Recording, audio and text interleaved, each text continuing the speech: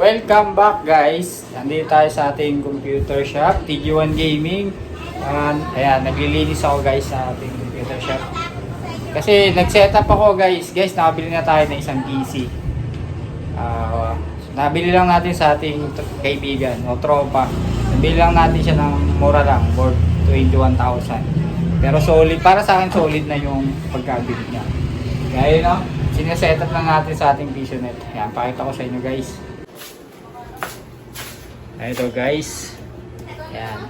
Ayan. Hindi ko pa ganong ko-convert kasi ini-setup pa natin. Working na siya. Na-test ko na guys. Ayan. Sa next upload ko guys, gumagana na siya. Kasi i-reformat ko pa to guys. Reformat pa natin yan. Kasi hindi na na-reformat nung unang may-ari.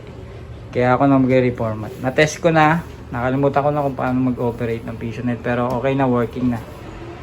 Working na siya. Kaya mag-update ulit ako guys. Pag okay na yung ating PCnet. Yan. Isa lang nabili natin, wala kasi tayong budget guys. Yan. Yan, nakita nyo, walang naglalaro, kaalis lang ng mga players natin. Yan. Nilipat ko kasi, yun, nilinis ko. Yan. Update ulit tayo guys sa ating PCnet.